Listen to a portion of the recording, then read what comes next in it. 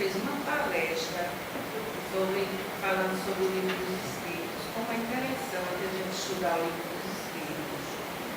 E hoje, a parte que me importa do estudo é exatamente sobre idiotismo e loucura.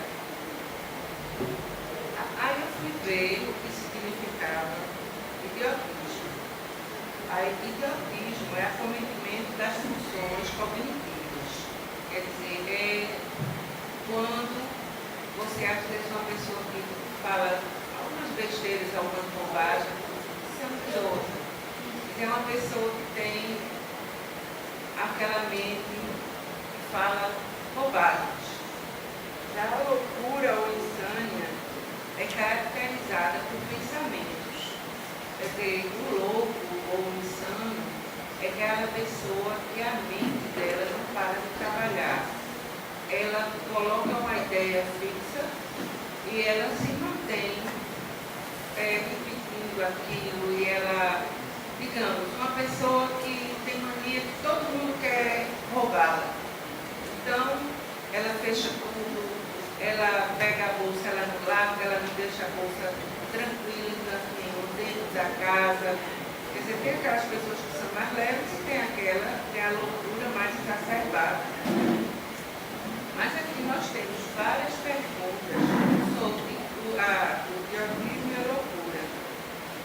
Aí a primeira pergunta é: tem fundamento a opinião segundo o qual os cretinos e os idiotas têm uma alma de natureza inferior? Será que a gente acha que essas pessoas, porque o importante do estudo do livro dos Espíritos não é nós apenas ler a pergunta e ler a resposta na mesma hora.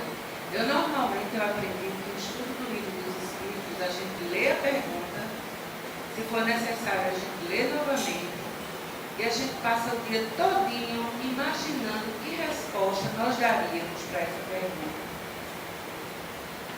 Às vezes a gente anota para ver se o que nós pensamos é exatamente o que a espiritualidade nos respondeu. Então, durante o tempo que eu passei fazendo o estudo do ESG, foi dessa forma que a gente aprendeu. E a gente tinha um estudo no GEFA que facilitava muito isso. Nós fazíamos uma roda, um grupo de pessoas, e nós íamos discutir, cada um de nós, que tipo de resposta nós daríamos para essa pergunta. Algum de vocês poderia me responder se tem fundamento que, segundo a opinião qual os cretinos e os idiotas têm a alma de natureza inferior, o que é que a gente pensaria disso? Muitos de nós poderíamos dizer, é verdade, não é só que... Mas a espiritualidade não respondeu isso. Ela respondeu, não. Eles têm uma alma humana, muitas vezes mais inteligente do que pensais, e que sofre a insuficiência dos meios de que dispõe para se comunicar do mesmo modo que o mudo sofre a de não poder falar. Quer dizer, esses espíritos, eles estão como se eles estivessem presos, não é? Porque o corpo deles, a matéria, aparentemente está perfeita. Mas normalmente, aí ela tem o quê? Uma disfunção mental. E essa disfunção, ela atua mais aonde? No perispírito. Por quê? Porque o perispírito é exatamente onde o espírito sofre toda a influência das coisas que não funcionam no seu corpo, ou que funcionam perfeito. Aí vem a pergunta seguinte: qual o objetivo da providência, criando seres infelizes ou cretinos e os idiotas? Por que a providência? Por que Deus criaria pessoas assim? Nós estamos exatamente numa época onde está assim, desovando, principalmente aqui no nosso estado, espíritos numa condição exatamente dentro desse roteiro que a gente está estudando, que são exatamente esses espíritos com a microcefalia, que estão vindo aí.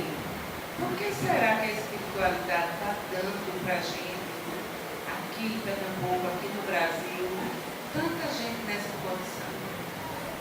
Né? Aí a gente pergunta, vamos ver o que a espiritualidade respondeu a gente.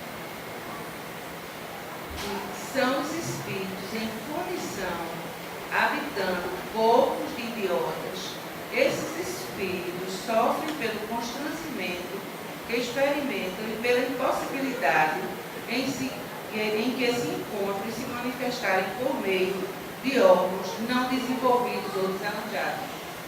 É exatamente o que está acontecendo atualmente.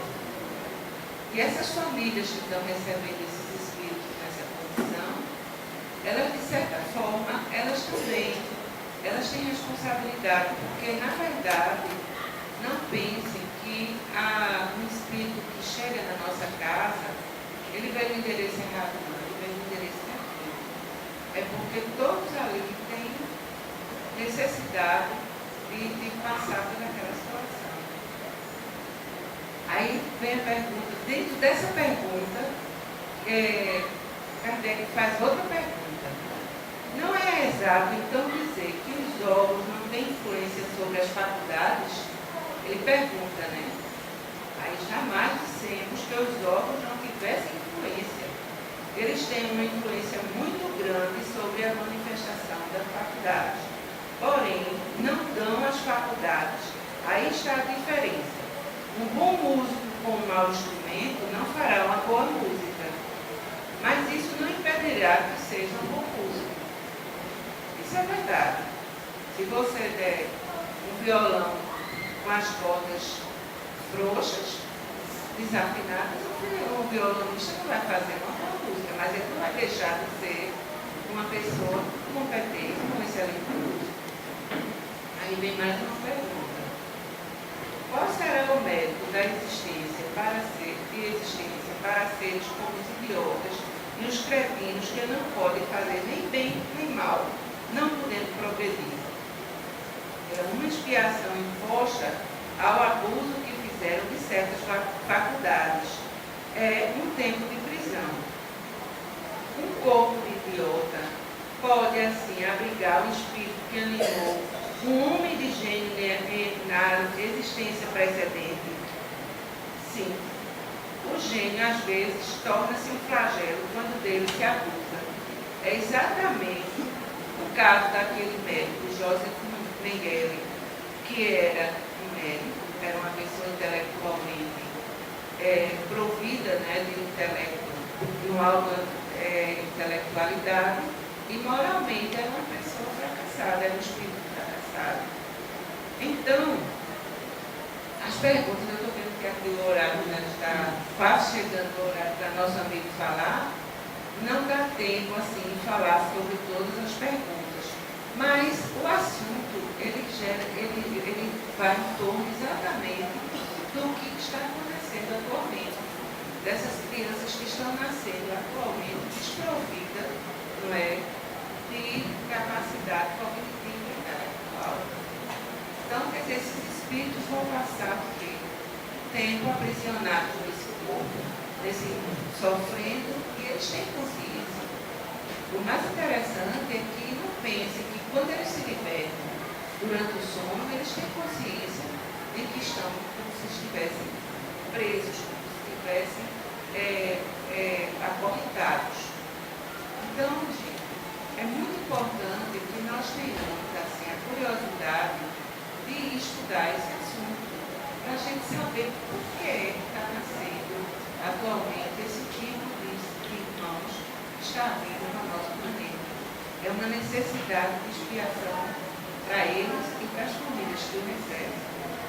Mas vamos fazer a nossa prece, vamos pedir a Deus pelo nosso país, vamos pedir pelo Brasil, não é?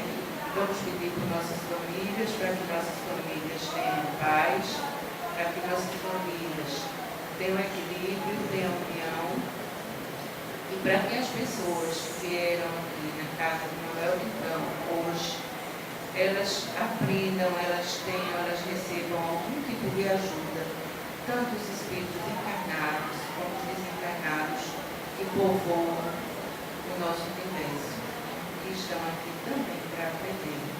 Que Deus nos abençoe, nos ilumine, nos proteja, hoje, agora e sempre.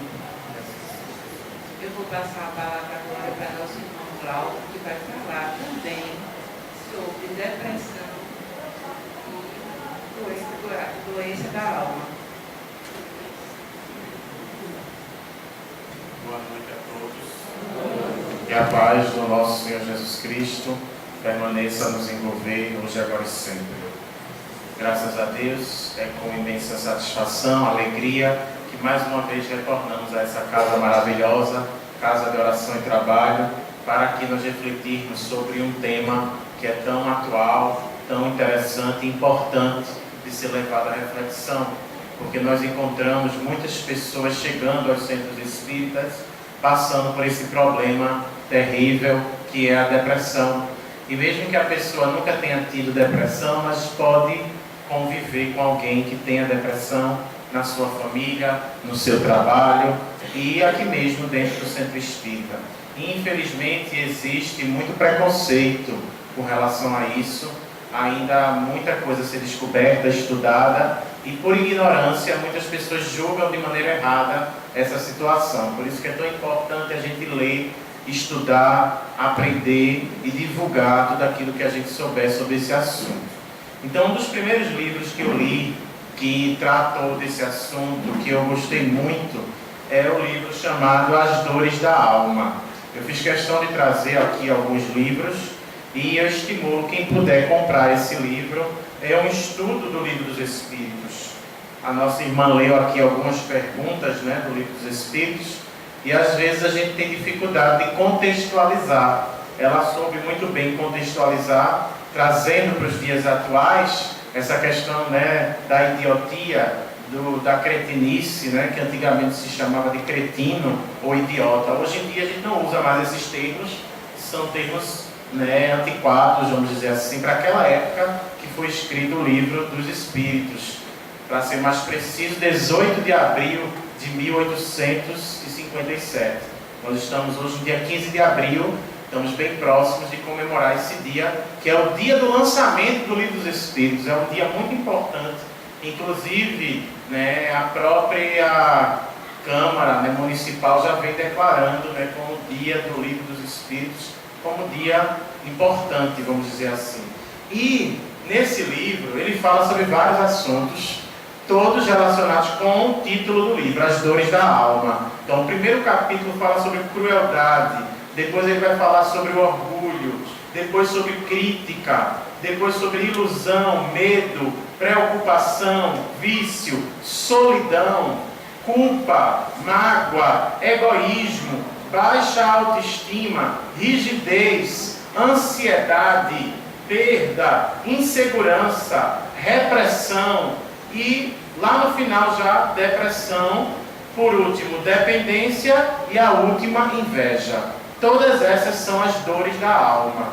Então veja que uma coisa está ligada à outra, Mas falando dentro do tema depressão, nós encontramos duas mensagens no livro falando sobre esse assunto.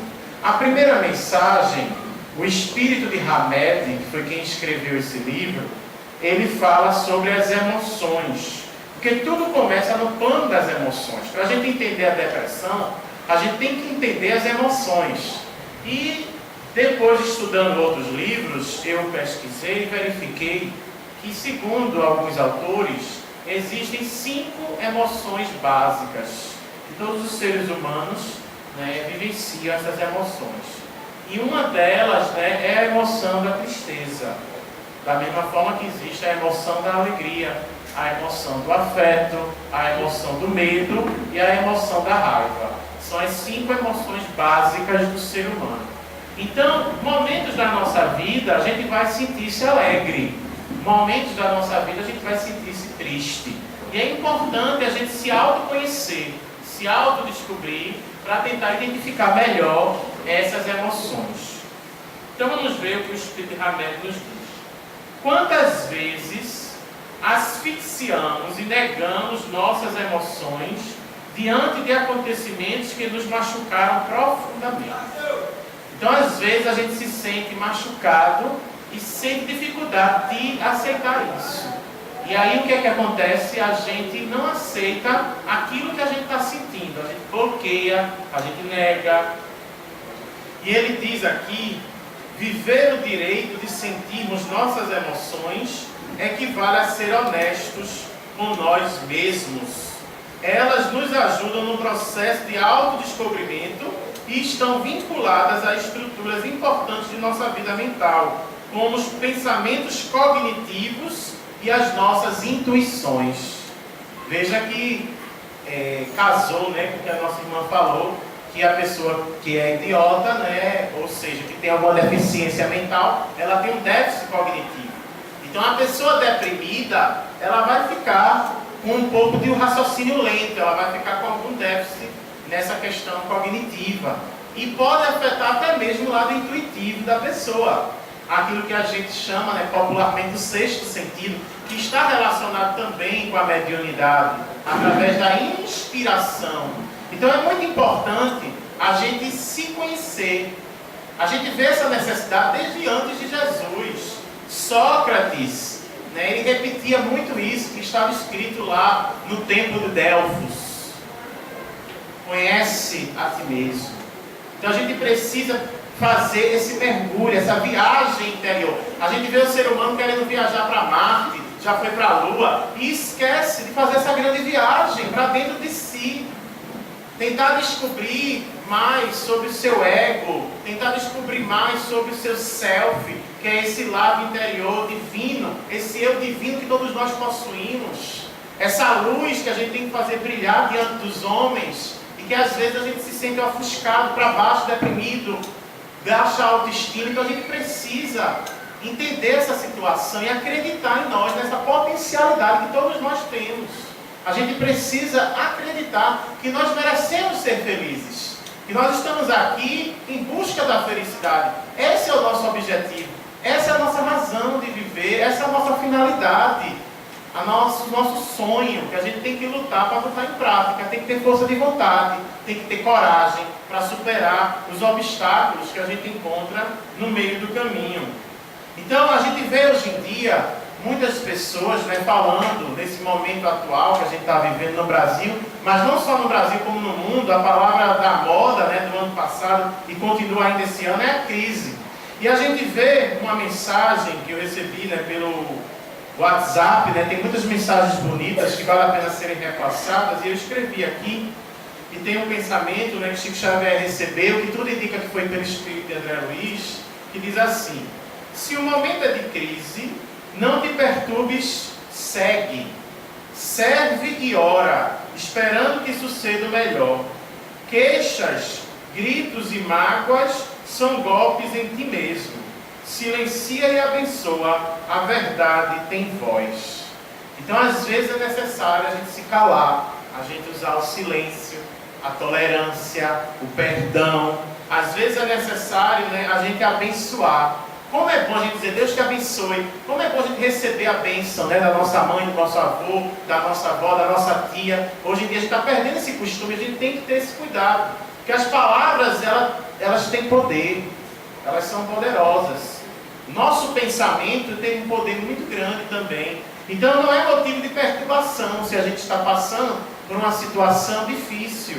O que é que a gente tem que fazer? Ele diz, serve e ora. Como é importante a oração como medicação para toda doença da alma, não só a depressão. Todos os momentos da nossa vida, a gente tem que estar sempre em constante ligação com o alto. A gente tem que ter esse hábito, né, de meditar, de refletir sobre a vida e de usar momentos para ter esse contato com Deus. Você vê Jesus, quando esteve encarnado junto de nós, mesmo sendo o espírito mais elevado que nós tivemos a oportunidade de receber aqui na Terra, um espírito puro, um espírito de primeira ordem, mas ele estava constantemente orando.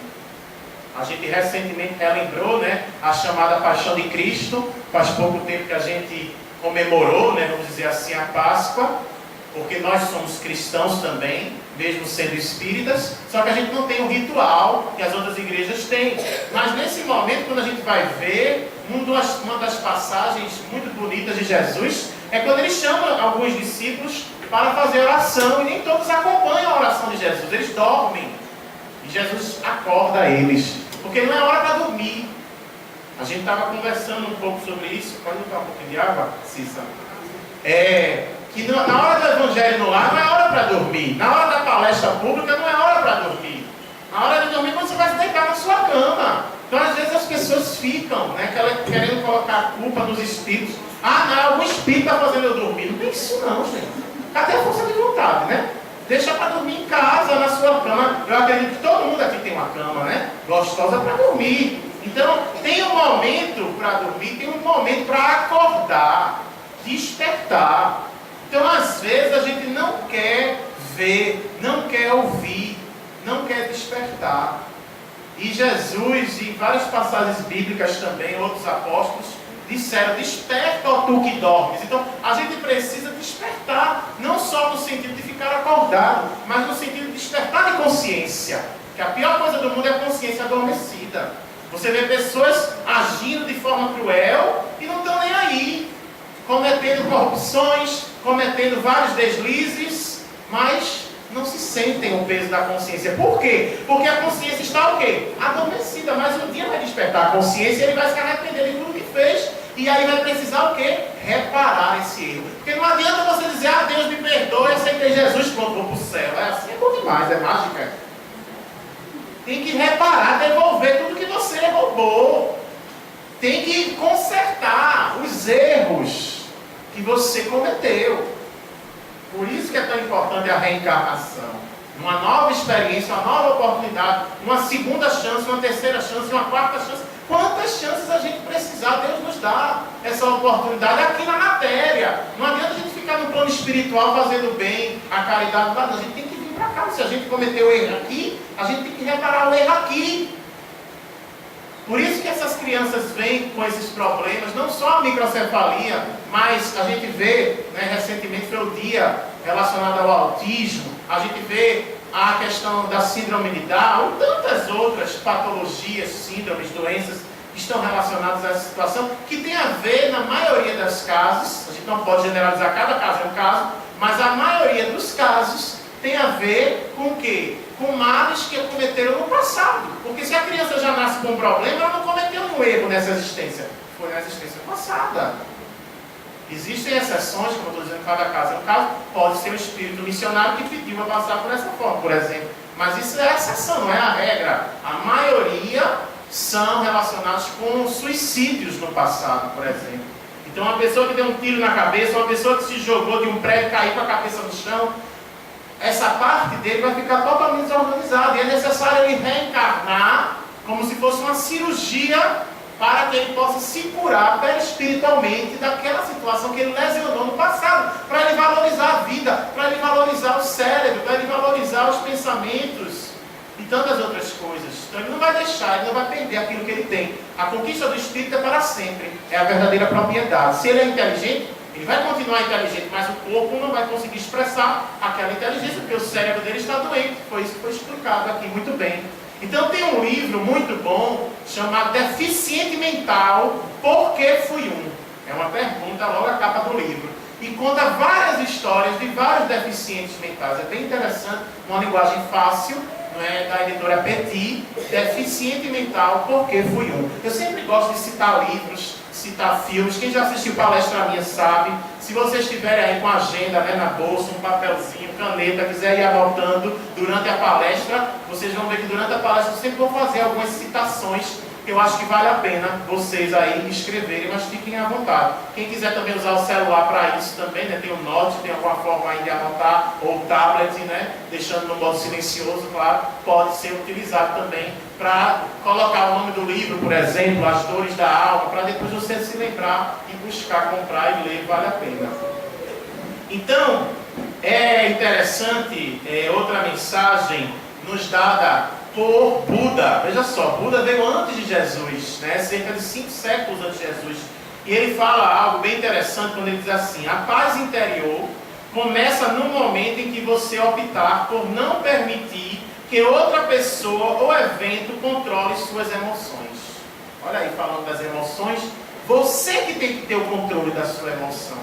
Não é o outro que vai determinar. Não são os eventos. Você pode estar no meio de uma guerra, você pode estar no meio de um trânsito caótico, você pode estar onde for, mas se você conserva a paz interior, não é o exterior que vai derrubar isso de você.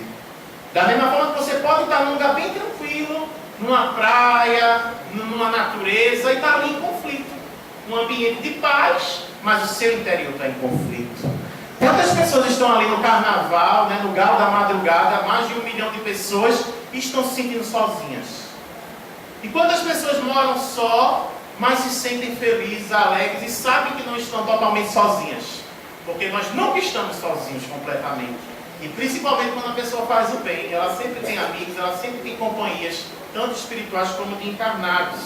Então a gente não vem para a Terra para sofrer, não. Nós reencarnamos para sermos felizes.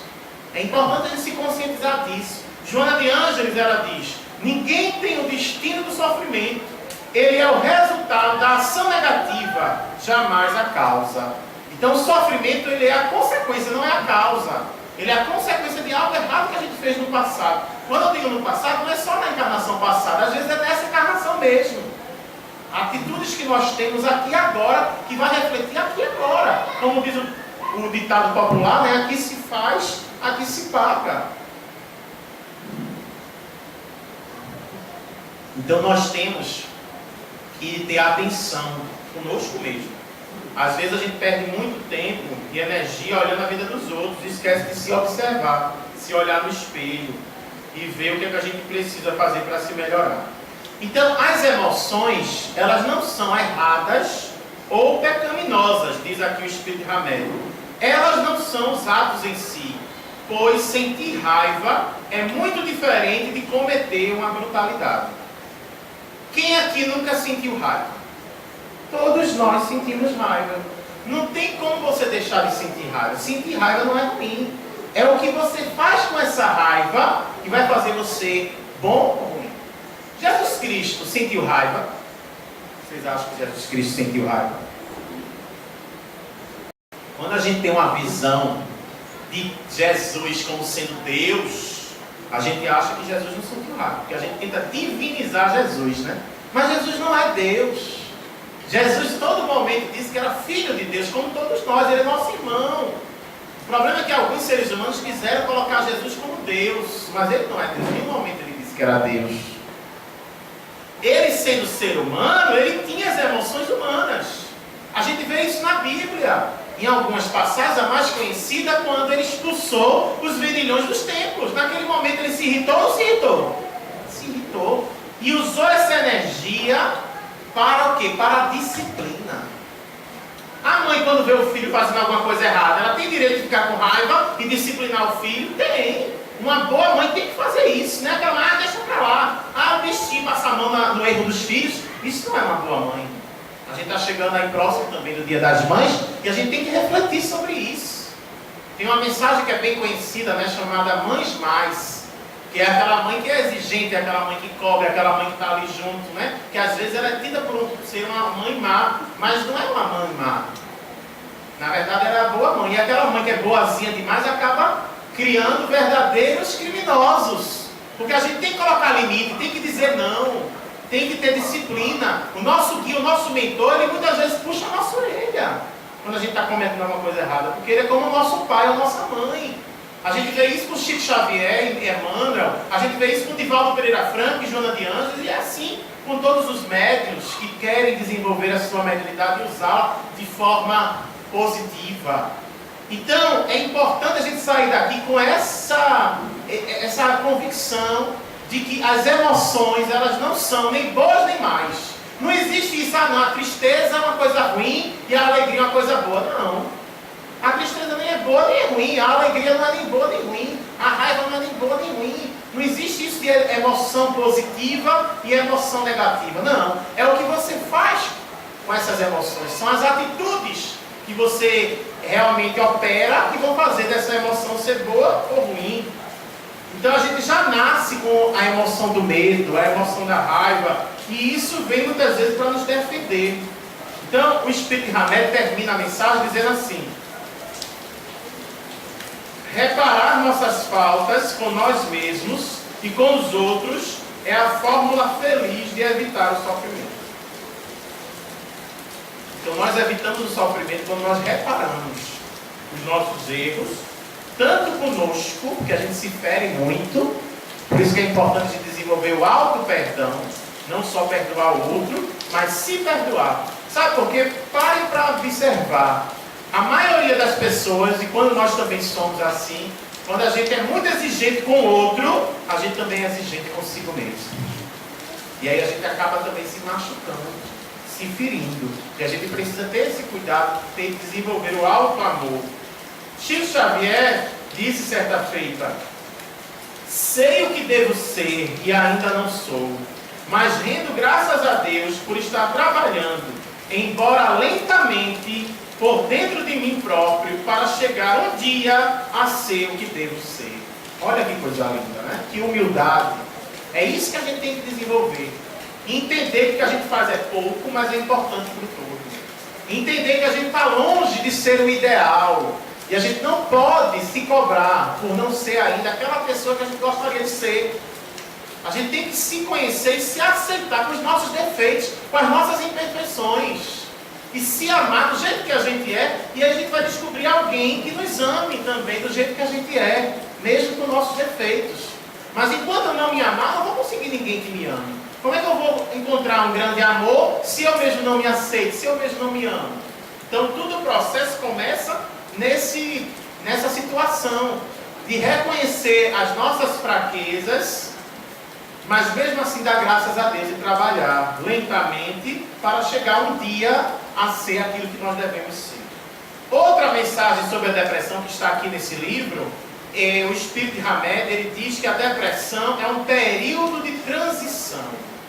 Tem um outro livro muito bom de Manuel Filomeno de Miranda, chamado Transição Planetária, que fala justamente que nosso planeta Terra está vivendo um período de transformação, saindo do mundo de provas e expiações e entrando no mundo de regeneração. E a gente precisa aprender a viver nesse momento de grandes transformações. Nós estamos vivendo um período de crise moral também, onde a gente está buscando se renovar. As coisas que aconteciam anos atrás não estão acontecendo mais hoje. O planeta está cada dia mais progredindo e avançando. A gente tem que acompanhar esse progresso, esse avanço. Então, o Hamed, ele faz uma comparação com a questão da natureza. Ele diz aqui: são tempos de mudança e crescimento, épocas de tristeza que antecedem novos horizontes de amadurecimento do ser em constante processo de evolução.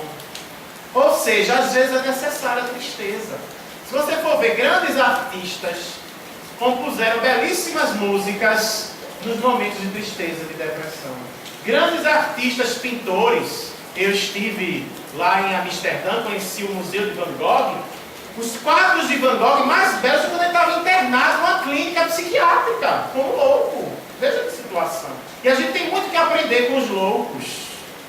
Quando você vê um filme como Patch Adams, né, um filme antigo de Robin Williams, né, que ele foi lá junto com os loucos e aprendeu junto com eles. E depois se tornou um médico que parece um louco, mas com a sua alegria e ajuda, e é baseado em fatos reais, ele existe. E a gente precisa tirar aquele conceito, né, antigo, né, que o médico, né, tem que estar com aquela roupa, não é? E às vezes a gente julga o livro pela capa, né? A gente pensa que a pessoa é de uma forma pela maneira como ela está se vestindo, quando na verdade não é bem assim. Tem até uma mensagem que é passada também às vezes pelo WhatsApp ou por e-mail, né, que conta que certa feita uma mulher, né, bem vestida, né, bem maquiada, de salto alto, né, aquela coisa, né, mostrando a sua riqueza, vai no consultório de um médico pela primeira vez. Chegando lá, o médico não estava de jaleco, né, era uma pessoa com uma roupa simples. E quando a mulher vai ao encontro dele, né, ele observa ela observa ela e diz: cadê o doutor? Quero falar com o doutor. Eu disse: eu estou aqui, eu sou o médico. Ah, o senhor assim é o médico? Eu não esperava que o senhor fosse médico vestido desse jeito. Aí ela disse: eu também não esperava que a senhora fosse tão mal educada vestida desse jeito.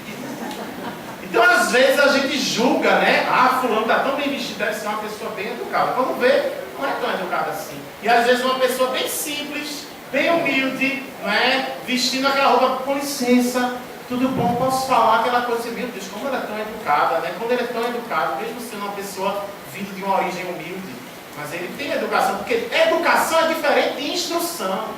A gente confunde.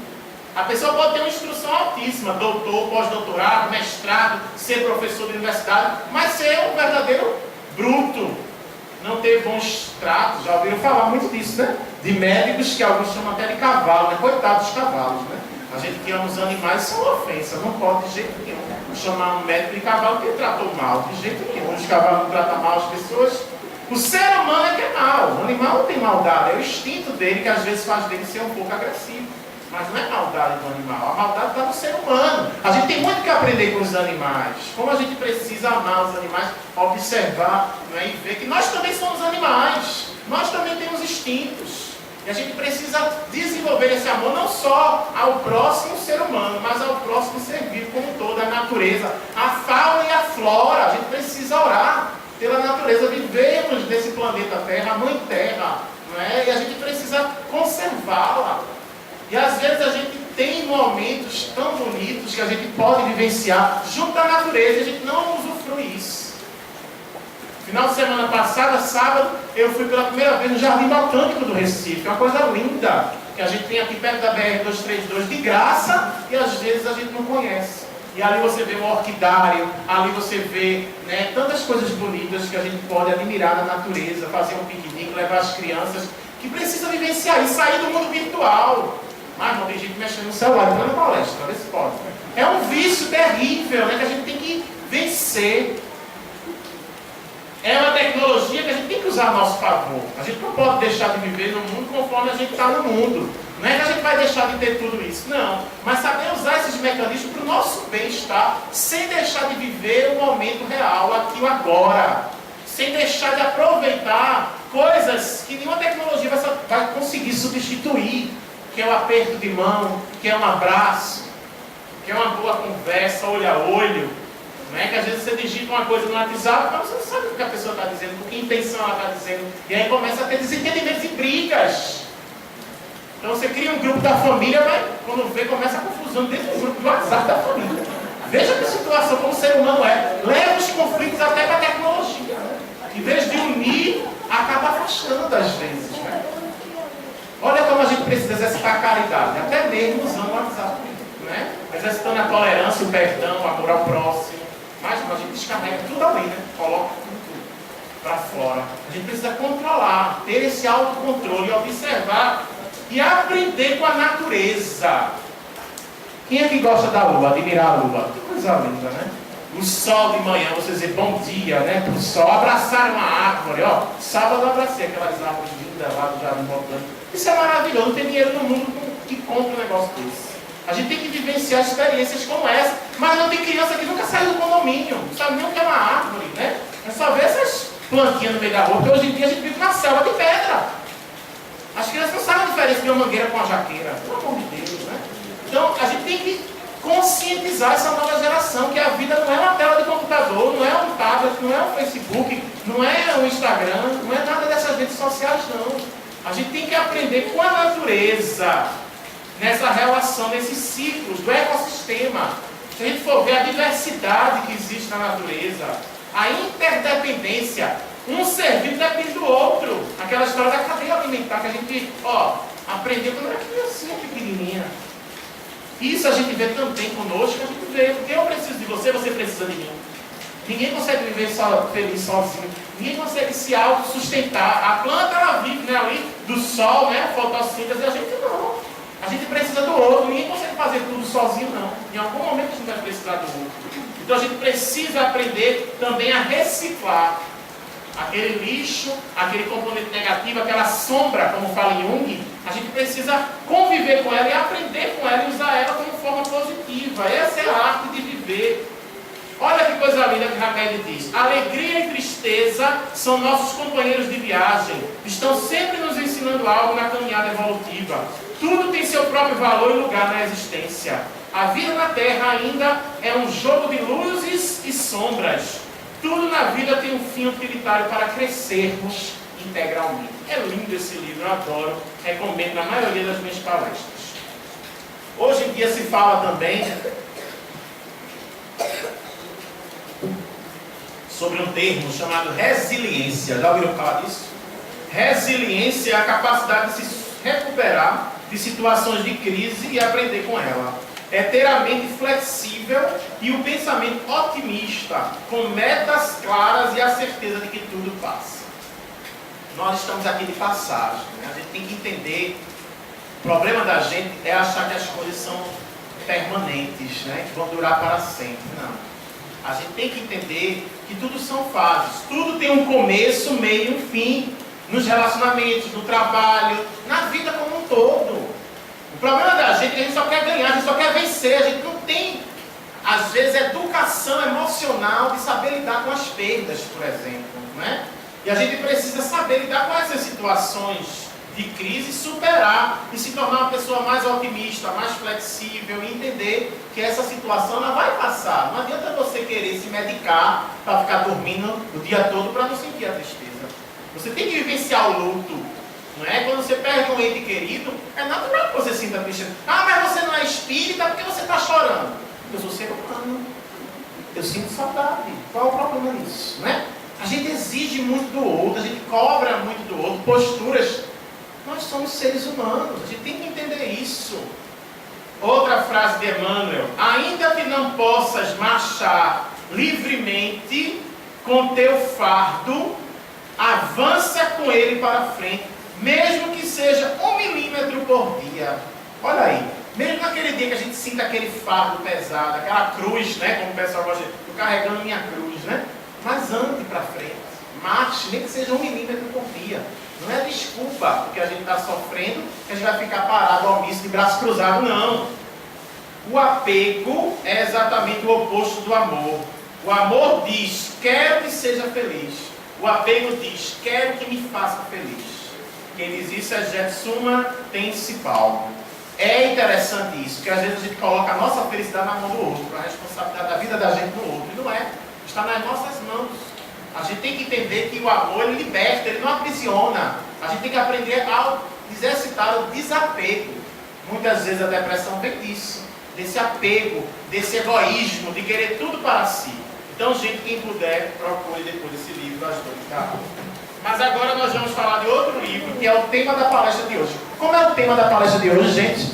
Depressão, doença da alma. É o nome desse livro daqui. Se vocês quiserem anotar, o nome do autor é Francisco Cajazeiras. Ele é um médico lá do Ceará. E aqui ele consegue desenvolver de maneira bem didática essa questão da depressão. Primeiro ele fala, né, que a depressão é um mal do século, mas já veio do século anterior. Mas se a gente for estudar historicamente, povos primitivos já tinham certos comportamentos depressivos. Então não é nenhuma novidade, é novidade que hoje em dia está se estudando mais sobre isso, mas a depressão ela sempre existiu, só que não era estudada como está sendo estudada hoje em dia.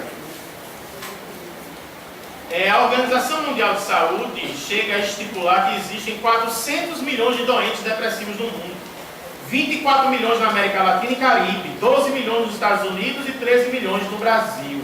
A OMS prevê que no ano 2020 o flagelo ocupará o segundo lugar entre as doenças mais onerosas e fatais. Então é algo realmente que chama a atenção. Estima-se que somente 1/3 dos portadores busca tratamento médico. Então muitas pessoas vivem com a depressão silenciosa. Ela nem tem o diagnóstico de depressão, às vezes a pessoa, o jeito dela que é assim. Não é o jeito dela, né? Assim, apenas a metade dos que procuram atendimento é diagnosticada contente. Então, mesmo às vezes a pessoa procurando o médico não dá o diagnóstico correto. E às vezes leva muito tempo para ela ter o diagnóstico. A gente vê muitas vezes, geralmente mulheres, né, que acham que essa variação do humor tem a ver só com a TPM, né, a questão hormonal, mas não é só isso, né? A gente tem que tentar identificar a depressão como uma doença real, ela existe, não é o jeito da pessoa, não. Então, a gente, nesse livro, ele faz também essa diferença entre humor, emoção, sentimento, afeto, paixão. Porque às vezes a gente acha que está sentindo uma tristeza, já está deprimido. Não, tristeza não é depressão. Tristeza é uma emoção natural que todo mundo vai sentir. Depressão é uma doença séria, grave, que requer tratamento, certo? E a depressão ela pode ter crises, né? Tem momentos depressivos, tem também níveis. Tem a depressão mais suave, tem a depressão moderada e tem a depressão grave. Cada caso é um caso. Então, às vezes, a gente confunde com determinadas situações, como a perda do emprego, ou um desentendimento na família. Então a gente tem que estudar na parte científica. A doutrina espírita também é uma ciência. Então cerca de 15 a 20% da população mundial está diagnosticada com depressão, segundo alguns estudos. Pode ser também com crianças, adolescentes. Vocês acham que quem tem mais depressão, homem ou mulher? Mulher. Já é estudado, mostrado que é mais vulnerável, né? A mulher tem a questão hormonal e vários fatores que estão relacionados por isso, né? E qual é a pior consequência da depressão? O risco. Tem risco da pessoa morrer? Tem, né? Devido o quê? Ao suicídio, né? Que é algo cruel. Quem se suicida mais, o homem ou a mulher? O homem. O homem chega a ser 4 para 1. De cada 5 suicídios, 4 homens e 1 mulher. A depressão é apontada como causa em 40 a 60% dos casos de suicídio. Então, a maioria dos casos de suicídio está relacionada com depressão. Então, a mulher, vamos dizer assim, ela aprende a conviver mais com a depressão, ela não leva muito ao suicídio. Já o homem, como ele tem dificuldade de aceitar esse sofrimento, essa depressão, ele vê como fuga a questão do suicídio. E quando o homem ele tenta se suicidar, ele é mais bem sucedido do que a mulher. Às vezes a mulher ela tem tentativas de suicídio, porque ela se envenena ou tenta se matar cortando os pulsos e às vezes consegue se recuperar dessa tentativa de suicídio. O homem não, geralmente quando ele quer se matar, ele age de uma maneira mais drástica que a chance de morrer é bem maior, não é? Então é interessante a gente ver qual é a causa dessa depressão. Ela tem uma origem multifatorial. Existem causas biológicas, psicológicas, socioculturais e também causas espirituais. Quais são as hipóteses biológicas? Então tem a questão da neuroquímica, da neuroanatomia, aí a gente vai estudar a questão da serotonina, da noradrenalina, não é, que são neurotransmissores, que está relacionado com os hormônios. Então, tem essa questão também genética. Se você tem um pai que teve depressão, uma mãe que teve depressão, a chance de você ter depressão é bem maior, não é? Tem a questão sazonal, por exemplo, no inverno, ou em algumas estações do ano, alguns momentos, como Natal, a pessoa tende a ficar mais depressiva. Tem gente que no dia do aniversário tende a ficar mais depressiva. Então, tem essas questões também. A questão genética, como eu falei, às vezes os gêmeos, se um tem depressão, a chance do outro ter é muito grande também. Hipóteses psicológicas. Então, Freud ele escreveu um livro chamado Luto e Melancolia, em 1917, que ele fala sobre essa questão do luto, que dura em torno de 2 meses, na avaliação de Freud. No livro O Evangelho segundo o Espiritismo tem uma mensagem falando sobre a melancolia, que é bem interessante também essa mensagem. Tá? Então, é uma perturbação que faz com que a pessoa tenha baixa estima, às vezes está relacionado com culpa, está relacionado com agressividade. E tem também a influência sociocultural. Você vê determinadas culturas, como a japonesa, por exemplo, tem essa cultura como do samurai, e outras questões também relacionadas às vezes a dinheiro. Às vezes quando a pessoa entra numa crise grande financeira, ela não suporta aquilo, e é uma questão de honra para ela, às vezes até se matar. Então tem essa influência sociocultural do grupo onde a pessoa vive. Tem a questão do estresse da vida urbana, pessoas que quase que surtam quando está vivendo nessa situação de viver em grandes cidades. Tem a questão do desemprego, desajustes profissionais. Então, a origem é muito mista. Quais são os sinais e sintomas para diagnosticar uma pessoa como depressão? Então, o que a gente vê de maior, que são os sinais magnos ou cardinais, é a redução do humor, que é a tristeza, a desmotivação, a perda progressiva da capacidade de sentir prazer, que está relacionado com a anedonia. A anedonia é a perda da capacidade de sentir prazer em seu nível mais crítico. Então a pessoa, você começa a observar aquilo que ela gostava de fazer, ela começa a não gostar mais. Aí isso é um sinal clássico que a pessoa está em depressão. Ah, eu gostava tanto de viajar, eu gostava tanto de fazer compra, eu gostava tanto de costurar, de cozinhar, o que for. De repente a pessoa não quer mais fazer aquilo, você fica atento. Né? Pode ser um sinal clássico de depressão. Não é só a questão de estar chorando, que a gente só quer associar pela tristeza. Ah, ela está chorando direto, está deprimida. Não, nem sempre a pessoa está chorando direto. Ela simplesmente perde o prazer de viver. Isso é muito forte. Então a pessoa pode ter também outras características, outros sinais e sintomas da depressão. Quais são? Distúrbios do sono. Então cerca de 90% dos pacientes têm insônia, que pode estar associado também à ansiedade. Eu tenho uma outra palestra também falando sobre ansiedade, muito bom. É importante a gente saber essa diferença. Uma coisa é depressão, outra coisa é ansiedade. Tem uma frase que dá uma característica bem interessante sobre essas diferenças, que diz assim, que quando a pessoa fica presa ao passado, ela está deprimida. Quando a pessoa fica presa ao futuro, ela está ansiosa. E o ideal é a gente viver o aqui e agora, o presente, por isso chama-se presente. E a gente tem dificuldade. Você vê isso aqui mesmo no centro, na hora da palestra. Tem gente que está aqui assistindo a palestra e está pensando, meu Deus, e essa chuva, como é que eu vou chegar em casa, né? Tem que resolver aquele negócio. Sexta-feira, amanhã eu vou trabalhar, não vou pagar aquela conta, vou resolver. E a comida de amanhã, tem que tirar a carne da geladeira, né? Aí você está aqui, mas já está pensando o que é que você vai fazer quando chegar em casa, que vai ver a novela, que vai fazer não sei o que, né? Amanhã que vai fazer não sei o que, domingo que vai fazer não sei o que, segunda-feira, dia 18, tem que resolver aquele negócio. Você está aqui, mas já está pensando no futuro. Tem gente que está aqui já está pensando, quando eu tiver meu filho, quando eu tiver meu neto, né? Quando eu morrer, tem que fazer não sei o que. Então você está vivendo, ansioso.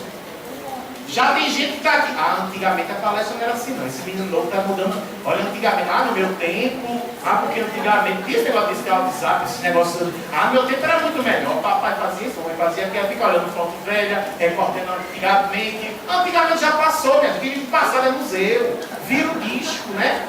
Não é nem mais disco, né? Passa a música, né? Vira o disco, já é antigo já, né? Lado A, lado B, né? Não tem mais isso. Passou, né? Agora tem água, né? Beber água, gente, se hidratar é muito importante, viu, para a saúde. Não é? Olha só.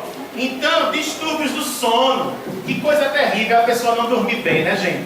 A insônia, você fica mal-humorado, a pessoa com sono. Perde a produtividade. Mas aí você tem que ter cuidado para não ficar também dopado demais, tomando remédio controlado demais, né? Tem que ter cuidado, tem que procurar métodos naturais, né? Aquele suquinho de maracujá, chá de camomila, botar uma música, né, relaxante. A musicoterapia, gente, quem está deprimido tem que ter cuidado. Como é que você está sofrendo, está no carro e não vê, toca aquela música deprimente, você aumenta o som. Mas você vai chorar que só. Essa música é muito boa, eu choro de me acabar. A depressão está aumentando, não é? Aí você tem que procurar o que? Música alegre, que bota você para cima. Aí você vai botar aquela música alegre de 1900, naquela época era tão bom, aí começa a chorar. Porque passou, né? Quando era mais jovem, quando passou. Viva agora, aceite como você é. Não é? Você tem que aceitar que está envelhecendo, que as coisas estão mudando, você tem que acompanhar e ser feliz agora. Eu quero ser feliz agora. Né? A gente tem que acreditar nessa felicidade agora, ela é real, ela é possível. Às vezes você lê uma mensagem do Evangelho, a felicidade não é deste mundo. Que felicidade não é deste mundo? É a felicidade absoluta. Eu não estou aqui pregando que a gente vai ser 100% feliz. Não. A vida, tem altos e baixos. Não é? Mas você pode estar doente, você pode estar em crise, mas você pode estar feliz.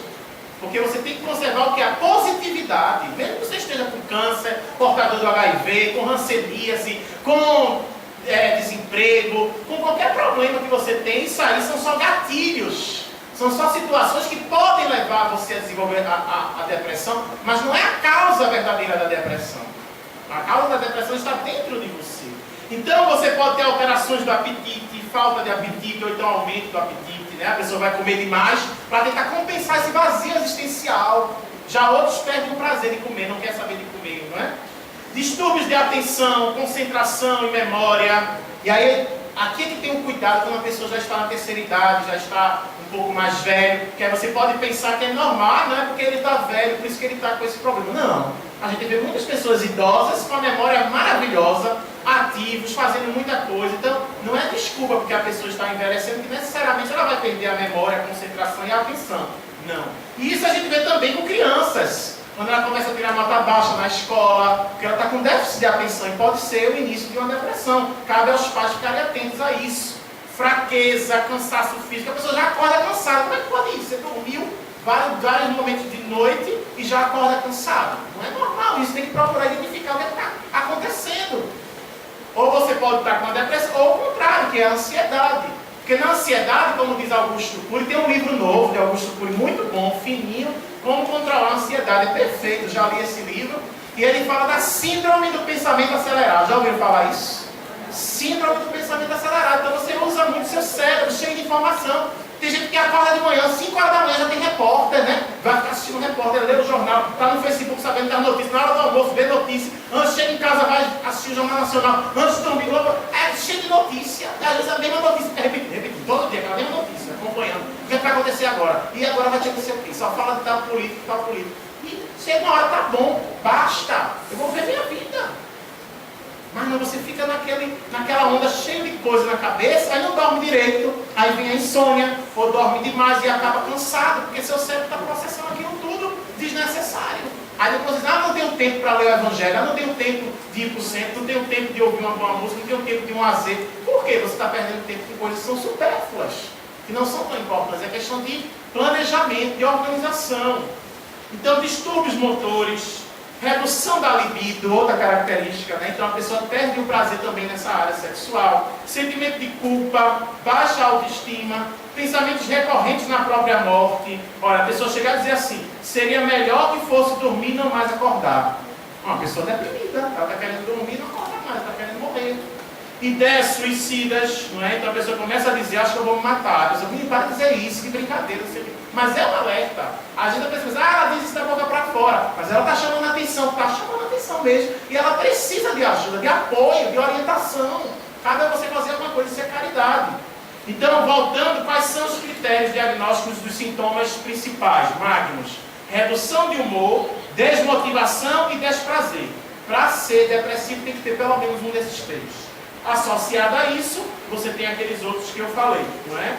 Então pode acontecer na infância, na terceira idade, depressão pós-parto, existe a depressão leve, moderada e grave, muda de intensidade, não é? Tem também um caso atípico, que é o transtorno afetivo bipolar, que antigamente era chamado de psicose maníaco-depressiva, PMD, que aí a pessoa ela vai mudando o humor, não é?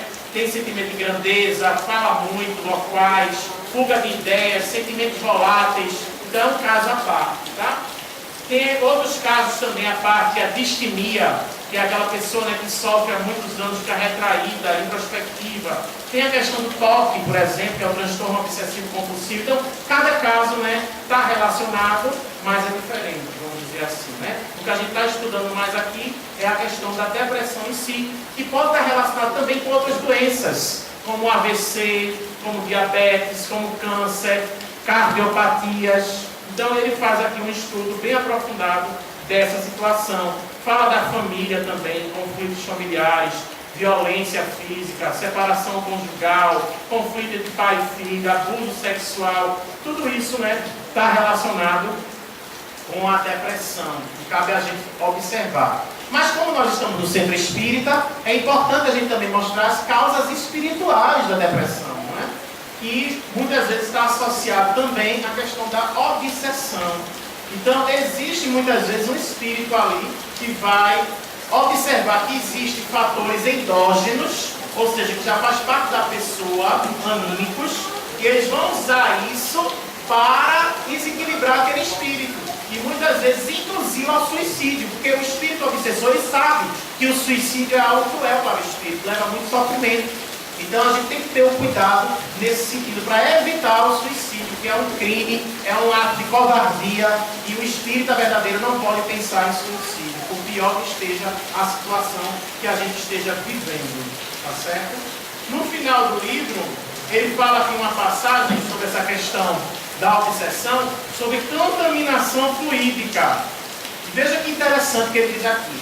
A convivência próxima e demorada com pacientes em estado depressivo pode resultar em surto da doença em algumas pessoas, notadamente da mesma família. E você conviver com uma pessoa depressiva, você pode acabar pegando um pouco dessa depressão.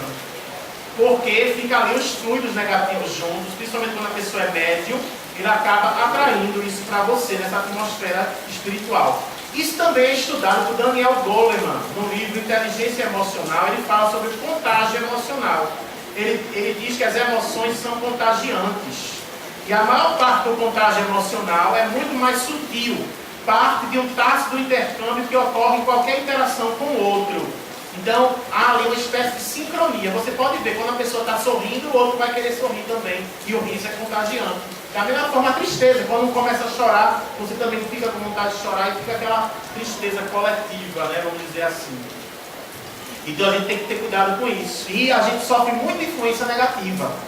Diz esse autor que, infelizmente, as emoções negativas exercem influência muito maior sobre as situações sociais do que as positivas, graças ao fenômeno do contágio emocional. Então a gente tem que se ligar mais ao positivo. Tudo na vida tem um lado positivo e negativo. O problema é que às vezes a gente fica muito preso ao negativo. Aí se torna uma pessoa triste, deprimida. A gente tem que ver o lado positivo, agradecer, usar mais a gratidão. Em tudo dar graças a Deus. Que a gente não tem esse hábito. A gente tem que ter esse hábito, de reclamar tanto, parar de tanto reclamar e ser mais grato à vida. Então, quem puder, gente, compre esse livro, estude, aprofunde. 50 minutos é muito pouco para a gente aprofundar. Para terminar a palestra, já está chegando a hora do fim, eu trouxe esse outro livro aqui também, Depressão e Autoconhecimento. Foi escrito por Vanderlei Oliveira, e logo no início do livro, ele dá uma frase da Bárbara Ann Bryan, que ela escreveu um livro chamado Mãos de Luz, e ela diz assim: toda doença é uma mensagem direta dirigida a você, que ele diz que você não tem amado quem você é, nem se tratado com carinho a fim de ser quem você é. Essa é a base de todo tratamento. Como é importante você se aceitar como você é, não é? Para evitar essa doença. Hermance Dufour, que é um dos espíritos que trabalham com Vanderlei Oliveira, ela diz que a depressão é uma condição mental da alma que começa a resgatar o encontro com a verdade sobre si mesma depois de milênios nos labirintos da ilusão. Então, muitas vezes nós vivemos a vida muito iludidos, como no mito da caverna de Platão. Você vive ali um mundo de ilusões e chega a hora que você precisa conhecer a verdade. E Jesus disse: conhecereis a verdade e ela vos libertará. Só que esse momento de conhecimento da verdade, às vezes você sofre. É um momento do autoencontro, que às vezes é difícil você se aceitar como você é, mas você precisa burilar, tirar o que for de negativo e aprender com eles essas situações negativas.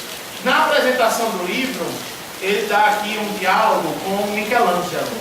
Conta-se que Michelangelo, quando estava construindo, a Pietà, o Davi, depois que ele fez, uma pessoa perguntou a ele: como criou tamanha beleza com Davi e a Pietà? Michelangelo respondeu: não fiz nada. Deus os colocou dentro do mármore, já estavam lá. Apenas tive que retirar as partes que não permitiam que você os visse. Quando olho um bloco de mármore, vejo a escultura dentro.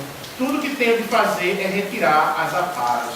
E aí Vanderlei explica: todos nós somos obras de arte criadas por Deus e entregue ao processo da evolução, no intuito de manifestarmos nossa beleza e valor particular.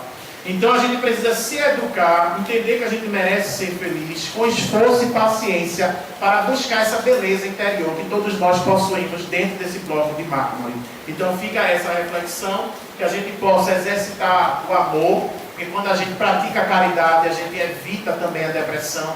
Quando a gente vem ao centro, faz o tratamento do passe, a água fluidificada, a campanha do quilo, tudo isso vai ajudar a você se curar da depressão. Existe cura da depressão, a gente precisa identificar a causa do problema para tentar buscar essa cura através de várias terapias que a gente vê hoje em dia. Procurar o psicólogo é muito importante, a psicoterapia.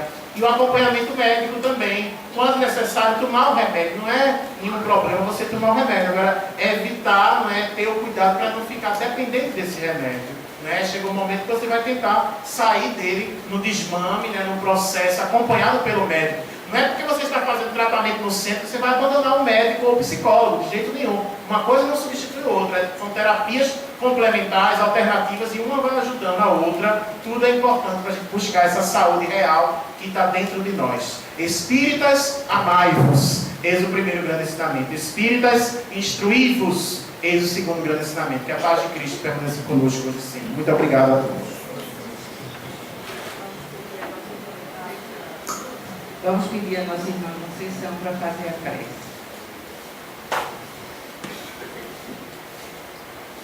Agradecemos a Jesus a oportunidade que tivemos essa noite desse esclarecimento, principalmente aqueles que precisam da cura da depressão.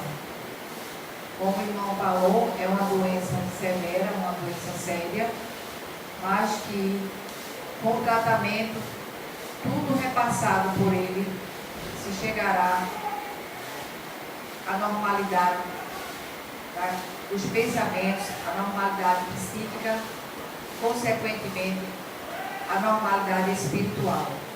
Que Jesus nos abençoe nessa noite, que nos traga todo o progresso que precisamos através do nosso esforço. Que assim seja. Em nome de Deus, em nome de Jesus, pedimos permissão para dar por encerrada a primeira parte do trabalho da noite de hoje. Deus nos abençoe, nos ilumine e que nós tenhamos a paz dentro de cada um de nós. Assim seja.